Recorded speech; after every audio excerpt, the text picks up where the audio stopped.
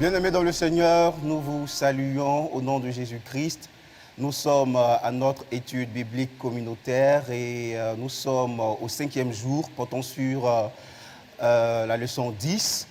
Le passage qui nous est soumis est 2 Pierre, le chapitre 1, le verset 16 à 21, intitulé « Digne de confiance et réel ». Nous vous faisons une lecture de ce passage. 2 Pierre, le chapitre 1, le verset 16 à 21. Ce n'est pas, en effet, en suivant des fables habilement conçues, que nous vous avons fait connaître la puissance et l'avènement de notre Seigneur Jésus-Christ, mais c'est comme ayant vu sa majesté de nos propres yeux.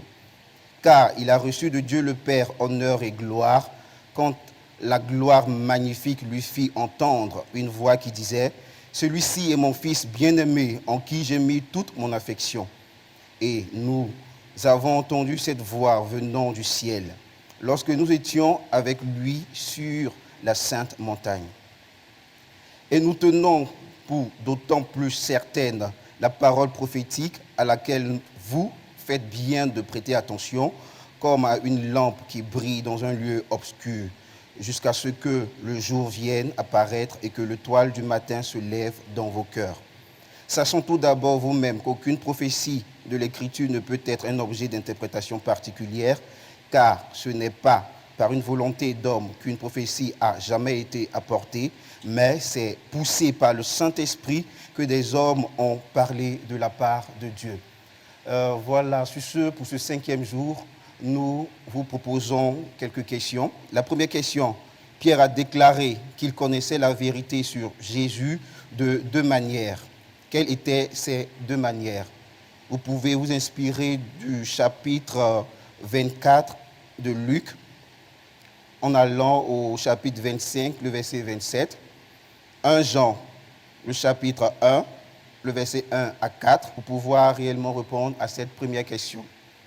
La question numéro 2, dans 2 Pierre 1, le verset 16 à 21, Pierre a fait allusion à un événement relaté dans Matthieu 17, le verset 1 à 8.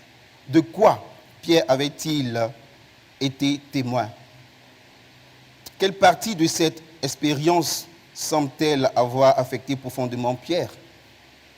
Qu'est-ce que Dieu a confirmé à Pierre et aux autres disciples qui ont assisté à cet événement?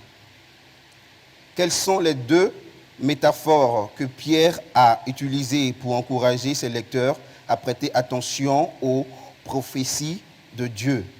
Et qu'avez-vous appris sur la 2e métaphore d'après Apocalypse 22, le verset 16? Ça, c'est la 3e question. Et nous passons maintenant à la 4e question. Comment Dieu a-t-il transmis sa parole à l'homme? D'où n'est-elle pas venue? Et pourquoi cela est-il important? Il y a une vérité à appliquer et cette vérité que nous voulons vous soumettre est la suivante. Considérez les types de messages que vous recevez chaque jour de Pierre. Nous savons que ce ne sont pas tous les messages qui sont vrais.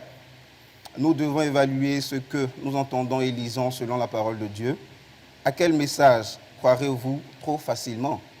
Comment pouvez-vous être sûr que les passages auxquels vous croiriez et vivez sont vrais?